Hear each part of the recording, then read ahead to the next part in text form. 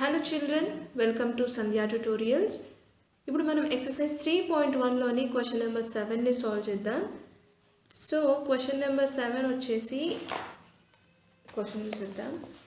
The enrollment in a school అదిగోండి ఇక్కడ.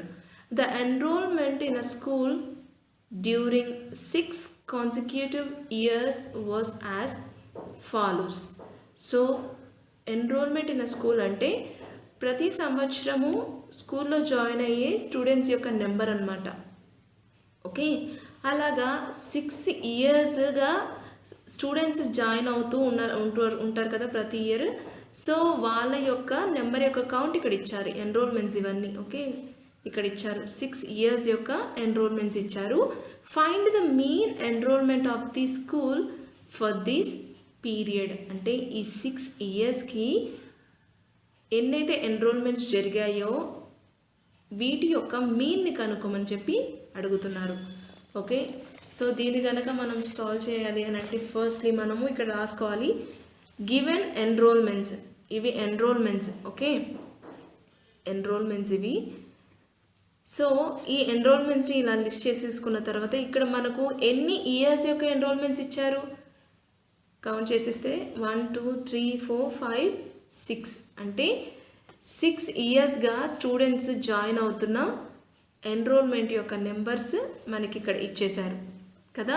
వీటి యొక్క మీన్ని కనుక్కోవాలి.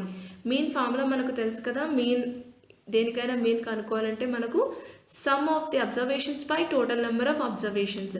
ఇక్కడ సమ్ ఆఫ్ అబ్జర్వేషన్స్ అంటే ఏంటి, మనకు ప్రతి ఇయర్ జరుగుతున్న ఎన్రోల్మెంట్స్ యొక్క నెంబర్స్ కదా. సో వాటి యొక్క సమ్మేషన్ ఇక్కడ వేసేసుకున్నాము. Next total number of observations అంటే ఇక్కడ మనం చూసుకుంటే కనుక నెంబర్ ఆఫ్ ఇయర్స్ వచ్చేసి టోటల్ నెంబర్ ఆఫ్ అబ్జర్వేషన్స్ అవుతుంది. మనకి ఎన్ని ఇయర్స్ వాళ్ళు ఎన్రోల్మెంట్స్ ఇచ్చారు, 6 ఇయర్స్ యొక్క ఎన్రోల్మెంట్స్ ఇచ్చారు కాబట్టి డినామినేటర్లో మనము 6 వేసుకోవాల్సి ఉంటుంది. ఓకే, సో దీనికి ఇప్పుడు మనం సమ్ చేసేద్దాం. 1555 plus 1670 plus 1750 plus 2013 2540 and 2820.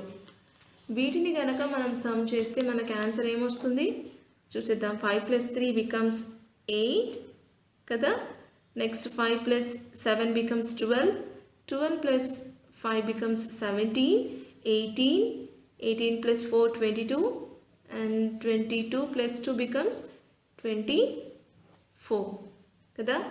So 5 plus 2 becomes 7, 7 plus 6 13, 13 plus 7 becomes 20, 20 plus 5 25, 25 plus 8 becomes 33, right.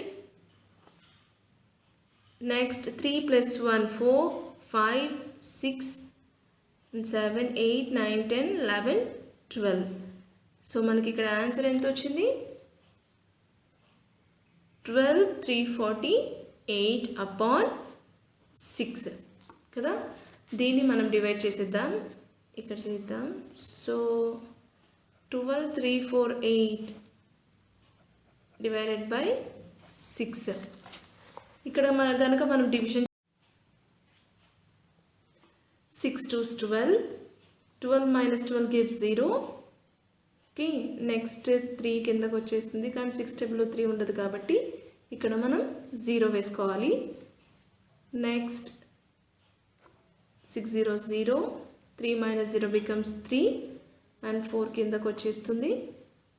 6 5s 30 కదా. 34లో నుంచి 30 తీసేస్తే we get 4 and taking down 8,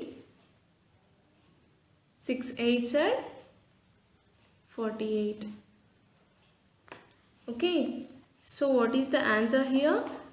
మనము 12,348 అపాన్ 6ని కనుక మనం డివైడ్ చేస్తే మనకు ఆన్సర్ వచ్చేసి 2058 వస్తుంది. అంటే ఇదేంటి, this is the mean of the enrolment. Okay, So this is the end of the 7th one. Next we'll move to the 8th question in the 3.1 exercise.